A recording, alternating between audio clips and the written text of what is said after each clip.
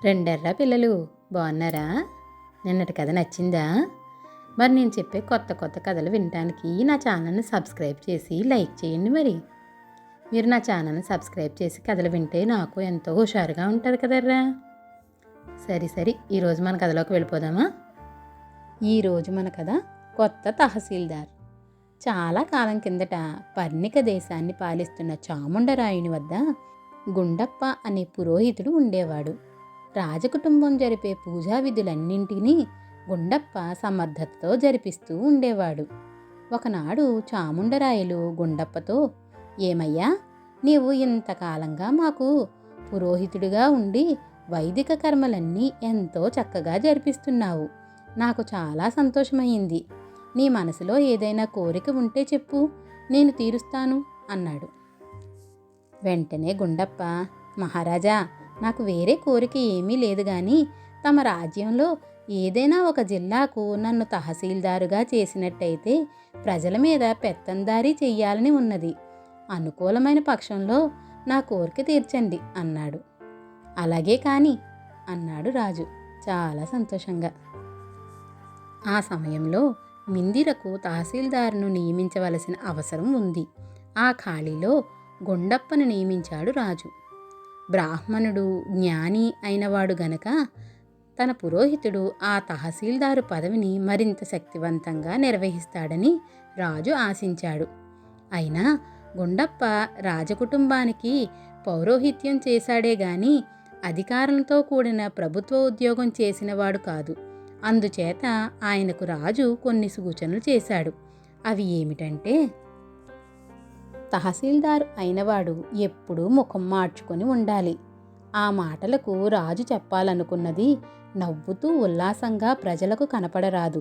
కోపంగా అందరూ భయపడేలా ఉంటే అందరూ మాట వింటారని. రెండవది, అందరి చెవులు కొరకాలి. ఈ మాటలలో రాజు భావం ఎవరితో మాట్లాడినప్పుడైనా మూడో వాడికి వినిపించకుండా రహస్యంగా సంభాషణ చెయ్యాలని. ఇక మూడవది, అందరి చుట్టూ చేతిలో ఉంచుకోవాలి. ఈ మాటల్లో రాజు భావం అందరి లోపాలు తెలుసుకొని ఉంచుకొని వాళ్ల తోక జాడించటానికి లేకుండా చూసుకోవాలని. రాజు తనకు సంగ్రహంగా చేసిన ఈ 3 సూచనలను గుండప్ప శ్రద్ధగా ఆలకించి, మహారాజా, అర్థమైంది, గ్రహించాను అన్నాడు. తరువాత ఆయన రాజుగారి వద్ద ఉద్యోగపత్రం పుచ్చుకొని ఇక బయలుదేరుతాను అని సెలవు తీసుకుని పుట్టెడు సంతోషంతో ఇంటికి వచ్చేశాడు. గుండప్ప ఇంటికి వెళ్ళగానే రాజు మిందిరకు కొత్త తహసీల్దార్ వస్తున్నట్టు వార్త పంపాడు. కొత్త అధికారికి స్వాగతం చెప్పటానికి మిందిరలోని రాజుద్యోగులు పెద్ద ఎత్తున ప్రయత్నాలు చేసి నగరం వెలుపల అతడి కోసం కాచి ఉన్నారు. ఈ లోపల గుండప్ప తన ప్రయాణానికి ఒక మూట సిద్ధం చేసుకున్నాడు. అందులో పంచెలు వగేరాలు కట్టుకుని ఆ మూటను నెత్తిన పెట్టుకొని తెల్లవారుజామున బయలుదేరి కాలినడకన మిందిర దారి పట్టాడు. దారిలో నవనవలాడే దర్భలు కనిపించినప్పుడల్లా గుండప్ప అలవాటు ప్రకారం వాటిని కోసి కట్టకట్టుకున్నాడు. నెత్తిన బట్టల మూట, చేతిలో దర్భకట్టలు పట్టుకుని గుండప్ప మిందిర చేరుకున్నాడు. అప్పటికే మధ్యాహ్నం అయింది. కొత్త తహసీల్దారుకు స్వాగతం చెప్పవచ్చిన వారందరూ తిండి తిప్పలు లేకుండా నగర ద్వారం వద్ద వేచి ఉన్నారు. వారు గుండప్పను చూసి పురోహితుడే అనుకున్నారు గాని కొత్త తహసీల్దారు అనుకోలేదు. అయినా ఈ పురోహితుడు తహసీల్దారు రావలసిన దారిలోనే వస్తున్నాడు గనక తహసీల్దారు గారు మధ్యదారిలో మజిలీ చేశారో లేక సరాసరి వచ్చేస్తున్నారో అడిగి తెలుసుకుందాం అనుకున్నారు. తహసీల్దారు కింది అధికారి గుండప్పను సమీపించి, అయ్యా, మేము తహసీల్దారి గారి గురించి ఎదురు చూస్తున్నాం. వారి సమాచారం తమకేమైనా తెలుసా అని అడిగాడు. వెంటనే గుండప్ప నెత్తిమీద నుంచి మూట దించి తన దోవతి కొంగుకు కట్టి బొడ్డులో దోపుకున్న అధికార పత్రాన్ని తీసి తన కింది అధికారి చేతిలో 2 దర్భపుల్లలతో సహా ఉంచాడు. ఇటువంటి వాణ్ణి తహసీల్దారుగా నియమించారేమిటా అని ఉద్యోగులంతా విస్మయం చెందారు. అయినా అధికార పత్రం ప్రకారం ఆయన తమ తహసీల్దారు గనుక గుండప్పను మేళ తాళాలతో నగరంలోకి ఊరేగించుకుంటూ తీసుకుపోయారు. గుండప్పను ఆయన కింది అధికారి తన ఇంటికి తీసుకుపోయి భోజనం పెట్టాడు. పొద్దుటి నుంచి పచ్చి మంచినీళ్ళు కూడా తాగకుండా ఉండిన గుండప్ప సుష్టిగా భోజనం చేసి తాంబూలం ఏది అని అడిగాడు. అధికారి తాంబూలం తెప్పించాడు.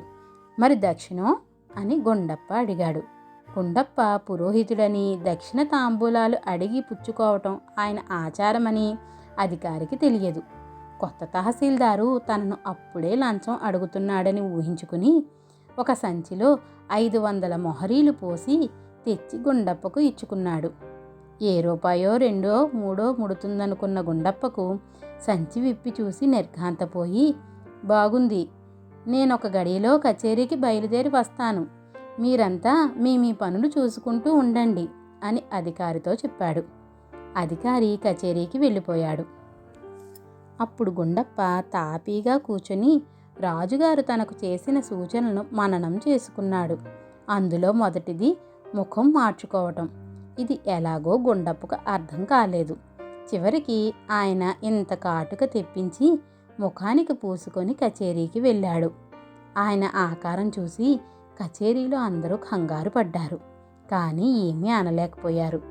రాజుగారు చేసిన రెండవ సూచన ఉద్యోగుల చెవులు కొరకటం. గుండప్ప ఉద్యోగస్తులలో ఒకణ్ణి దగ్గరకు రమ్మని పిలిచాడు. వాడు వచ్చాడు. ఇంకా దగ్గరకు రమ్మన్నాడు గుండప్ప. కొత్త తహసీల్దారు తనకేదో రహస్యం చెప్పబోతున్నాడని ఊహించి ఆ ఉద్యోగి తన చెవిని గుండప్ప నోటి దగ్గరికి తెచ్చాడు. వెంటనే గుండప్ప వాడి చెవి కసిక్కిన కొరికాడు. వాడు బాధతో కెవ్వున కేక పెట్టాడు. ఇంకొక సూచన మిగిలి ఉన్నది. అందరి జుట్టు తన చేతిలోకి రావాలి. ఇందుకోసం గుండప్ప వేచి ఉన్నాడు. పొద్దుపోతున్నది. ఎంతకీ కొత్త తహసీల్దారు లేవకపోవడం చూసి మిగిలిన ఉద్యోగులు కూడా తమ స్థానాలలో కూర్చున్నారు.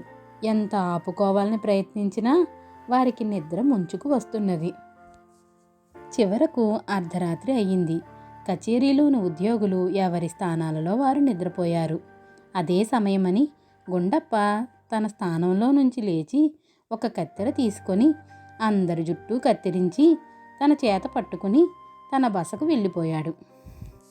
తాను రాజుగారి సూచనలను తూచా తప్పకుండా పాటించిన సంగతి రాజుగారికి విన్నవించి ఆయన మెప్పు పొందాలని గుండప్ప మన్నాడు తెల్లవారుజామునే బయలుదేరి వెళ్ళాడు.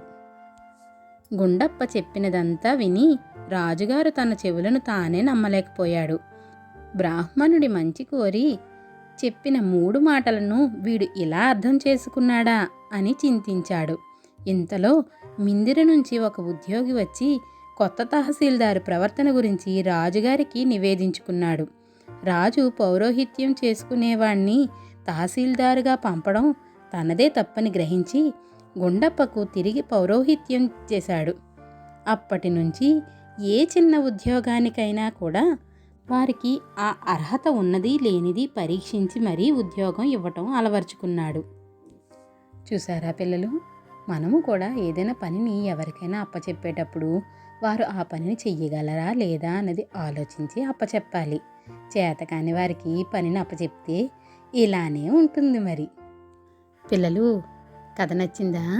అయితే లైక్ చేసి షేర్ చేయండి. మరి అలాగే సబ్స్క్రైబ్ కూడా చేయండిరా. పిల్లలు, నా కథలు ఎలా ఉన్నాయో మీరు కామెంట్ల రూపంలో కూడా పెట్టండి. అలాగే మీరు ఎలాంటి కథలు వినాలనుకుంటున్నారో కూడా నాకు కామెంట్లలో పెట్టండి. సరేనా?